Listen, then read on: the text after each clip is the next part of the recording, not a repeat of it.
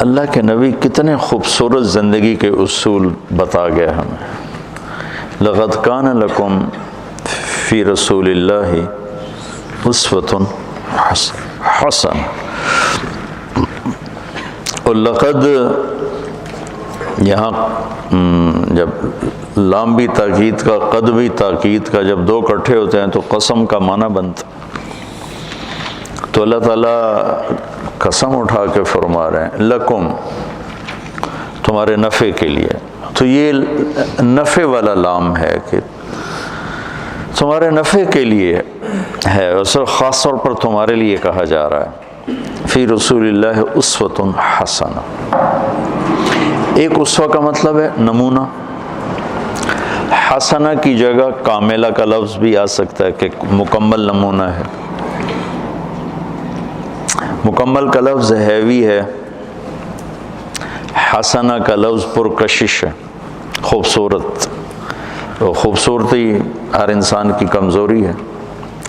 ہر انسان مرد ہو یا عورت، بچہ ہو یا بچی ہو، خوبصورتی کی طرف کھنچ جاتا ہے.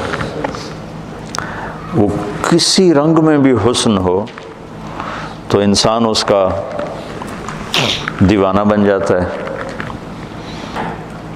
ایران کے بادشاہ نے ایک شعر کہا، در ابلک کسے کم دید ابوت. ابلک موتی کبھی کسی نے دیکھا ہے؟ ابلک کالا سفید.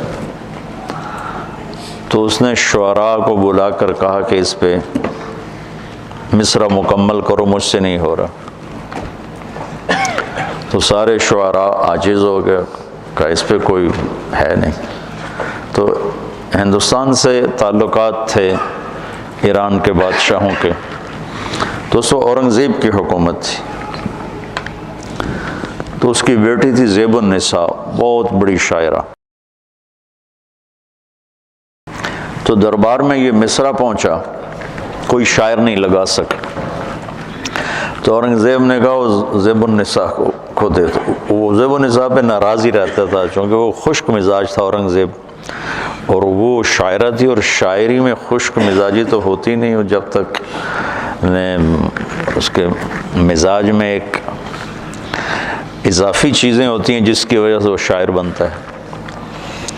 تو اس کے سامنے مصرع پڑھا گیا، در ابلک کسے کم دید ابوت. تو اس نے بغیر سوچے کا ولے اشک بتان سرما آلوت.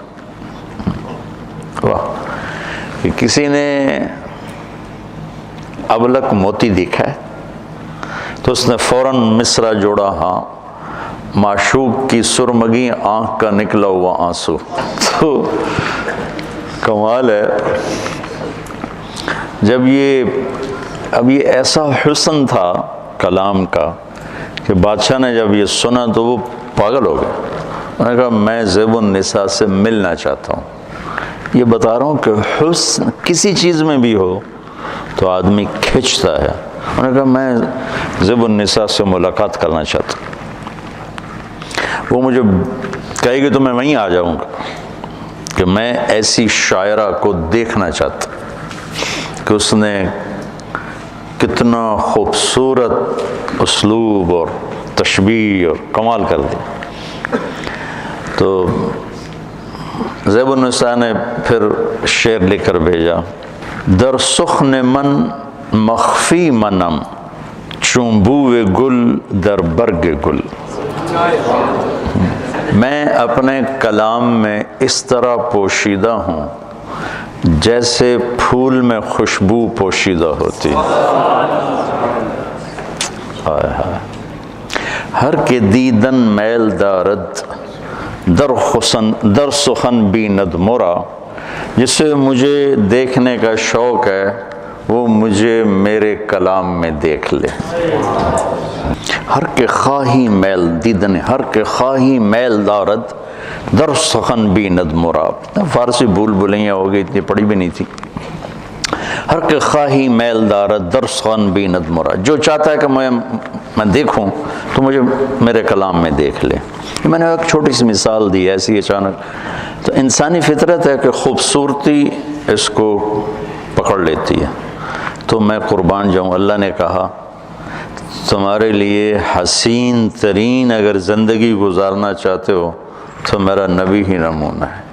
چونکہ ایک ہے زندگی خوبصورت ہو، ایک ہے اسباب زندگی خوبصورت ہو، کپڑا ایسا ہو، سواری ایسی ہو، گھر ایسا ہو، برتن ایسا ہو، یہ تو اس کا علم تو ہمیں معلوم، لیکن زندگی خوبصورت ہو یہ علم ہم نہیں جانتے، اس اللہ کے پاس، اور اللہ کے بعد پھر اللہ کے محبوب پہ اتارا کہ ما ينطق عن الهوى ان هو الا وحی یوحی.